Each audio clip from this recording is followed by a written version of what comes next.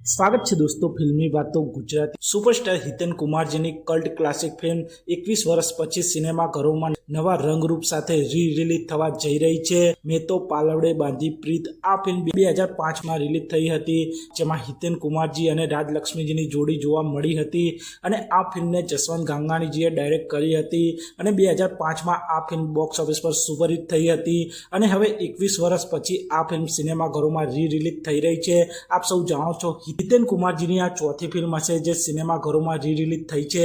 આ પહેલા હિતેન કુમારજીની મૈયરમાં મનડું નથી લાગતું, દેશ રે જોયા, દાદા પરદેશ જોયા, વસ આ ત્રણ ફિલ્મો સિનેમાઘરોમાં રિલીઝ થઈ ચૂકી છે અને હવે આ મેં તો પાલવડે બાંધી પ્રીત ફિલ્મ આવવા જઈ રહી છે। આ ફિલ્મ આપ સૌને 17મી જુલાઈ 2026ના રોજથી સિનેમાઘરોમાં રિલીઝ થતી જોવા મળી જશે અને હિતેન કુમારજીની આ ફિલ્મના એક અઠવાડિયા પછી હિતેન કુમારજી અને હિતુ કનોડિયાજીની કોમેડી ડ્રામા ફિલ્મ લાયક નાલાયક ફિલ્મ પણ સિનેમાઘરોમાં રિલીઝ થવાની છે। આમ હિતેન કુમારજીની એક મહિનામાં આપ સૌને 2 ગુજરાતી ફિલ્મો સિનેમાઘરોમાં જોવા મળશે। તો આપ સૌએ મેં તો પાલવડે બાંધી પ્રીત આ ફિલ્મ કેટલી વાર જોઈ છે તે કોમેન્ટ કરજો અને આપ સૌ આ ફિલ્મના રિલીઝને સિનેમાઘરોમાં જઈને જોશો કે નહીં તે કોમેન્ટ કરજો અને આપ સૌ આવા જ પ્રકારના ગુજરાતી ફિલ્મોને લગતા વિડીયો જોવા માંગતા હો તો ચેનલને સબસ્ક્રાઈબ કરી દેજો, વિડીયોને લાઈક કરી દેજો અને જોતા રહો ફિલ્મી વાતો।